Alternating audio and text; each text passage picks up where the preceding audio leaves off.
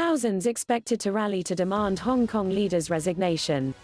Tens of thousands are expected to rally on Sunday to demand the resignation of Hong Kong Chief Executive Carrie Lam, despite her decision to suspend work on a divisive extradition bill that prompted the largest protests in decades. Huge numbers are expected to take to the streets in Hong Kong on Sunday to demand the city's leader resigns, a day after she suspended an extradition bill following the most violent protests in decades. Hong Kong Chief Executive Carrie Lam on Saturday indefinitely delayed the bill that could send people to mainland China to face trial, expressing deep sorrow and regret. The about-face was one of the most significant political turnarounds by the Hong Kong government since Britain returned the territory to China in 1997, and it threw into question Lam's ability to continue to lead the city. Organizers of Sunday's protests said they hope more than 1 million people will turn up for the rally, similar to numbers they estimated for a demonstration against the proposed extradition bill last Sunday. Police put that count at 240,000. Violent clashes on Wednesday when police fired rubber bullets and tear gas at protesters grabbed global headlines and forced some banks to shut branches. Some Hong Kong tycoons have started moving personal wealth offshore over concerns about the proposed extradition law, which critics warn could erode the city's international status. The city's independent legal system was guaranteed under laws governing Hong Kong's return from British to Chinese rule 22 years ago, and is seen by business and diplomatic communities as its strong remaining asset amid encroachments from Beijing.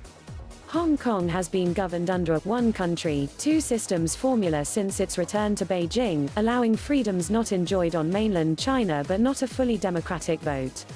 Many accuse Beijing of extensive meddling since then, including obstruction of democratic reforms, interference with elections and of being behind the disappearance of 5 Hong Kong-based booksellers, starting in 2015, who specialized in works critical of Chinese leaders.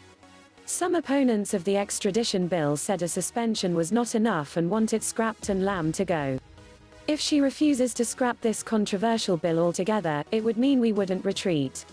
She stays on, we stay on, said pro-democracy lawmaker Claudia Mo. Asked repeatedly on Saturday if she would step down, Lam avoided answering directly and appealed to the public to give us another chance. Lam said she had been a civil servant for decades and still had work she wanted to do. She added that she felt deep sorrow and regret that the deficiencies in our work and various other factors have stirred up substantial controversies and disputes in society. Lam's reversal was hailed by business groups and overseas governments. AmCham is relieved by the government decision to suspend the extradition bill and that it listened to the Hong Kong people and international business community, said Tara Joseph, president of the American Chamber of Commerce in Hong Kong. The UK Foreign Secretary Jeremy Hunt said on Twitter, "Well done HK government for heeding concerns of the brave citizens who have stood up for their human rights." China's top newspaper on Sunday condemned anti-China lackeys of foreign forces in Hong Kong. Certain people in Hong Kong have been relying on foreigners or relying on young people to build themselves up, serving as the pawns and lackeys of foreign anti-China forces, the ruling Communist Party's official People's Daily said in a commentary. This is resolutely opposed by the whole of the Chinese people, including the vast majority of Hong Kong compatriots. The Hong Kong protests have been the largest in the city since crowds came out against the bloody suppression of pro-democracy demonstrations centered around Beijing's Tiananmen Square on June 4, 1989. Officials said 72 people were admitted to hospitals from the Wednesday protest, while a man died on Saturday after plunging from construction scaffolding where he unfurled a banner denouncing Hong Kong's extradition bill, local media reported.